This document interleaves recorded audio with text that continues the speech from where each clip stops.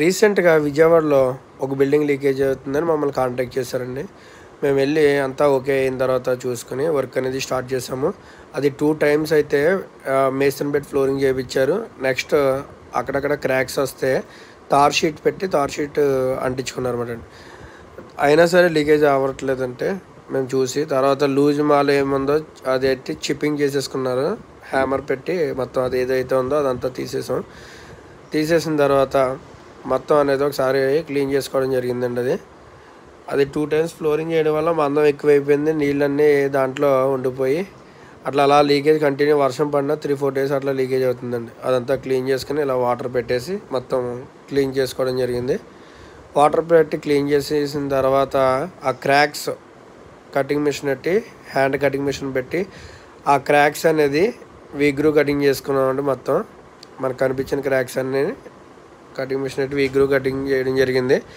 ఆ కటింగ్ చేసిన తర్వాత అది బ్రష్ పెట్టి పొడి బ్రష్ పెట్టి మనం క్లీన్ చేసుకోవాలండి. ఆ క్రాక్ ఏదైతే మనం ఓపెన్ చేసామో దాన్ని కటింగ్ బ్రష్ పెట్టి క్లీన్ చేసుకోవాల్సి వస్తుంది.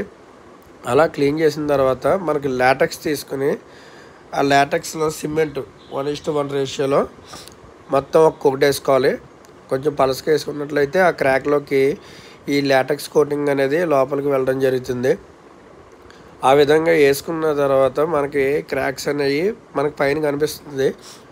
దాంట్లో అప్పుడు అది వేసిన తర్వాత మనం సీలెంట్ అనేది పెట్టుకోవాలన్నమాట అండి. కోటింగ్ అయిపోయిన తర్వాత ఇట్లా మనం సీలెంట్ అనేది పెట్టుకుని ఫిల్ చేసుకుంటే ఆల్రెడీ లాటెక్స్ లోపలికి వెళ్ళడం వల్ల ఆ క్రాక్ మనకి క్లోజ్ అవుతుంది. దాని తర్వాత ఇది మనం ఓపెన్ చేసిన అది ఏదైతే ఉందో ఆ గ్యాప్ అని పియూ సీలెంట్ ఫిల్ చేసుకుని దాని మీద మనం మళ్ళీ సెకండ్ లాటెక్స్ కోటింగ్ వేసుకొని అప్పుడు రూఫ్ సీల్ వేసుకున్నట్లయితే మనకి ఎక్కువ కాలం ఉంటుందండి అది. సో సీలింగ్ మనం ఎప్పుడైనా లీకేజ్ అయినా ఏమైనా టెర్రస్ అనేది మనం ఈ విధంగా చేసుకున్నట్లయితే ప్రాసెస్ ఎక్కువ కాలం అనేది మనకి ప్రాబ్లం అనేది రాకుండా ఉంటుంది.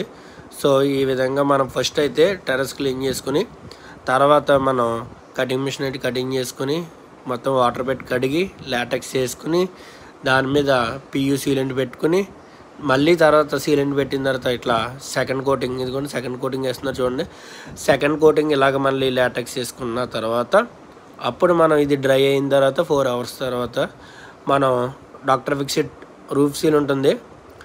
ఆ రూఫ్ సీల్ కోట్ ఇప్పుడు వేస్తున్నది రూఫ్ సీల్ మటండి. ఇలా రూఫ్ సీల్ కోటింగ్ అనేది వేసుకోవడం వల్ల మనకి ఫ్యూచర్లో కొంచెం హీట్ అప్ టు 10 degrees అనేది తగ్గుతుంది. నెక్స్ట్ ఇయర్ ఇట్లా మళ్ళీ రిపీట్ అయితే అవ్వదు.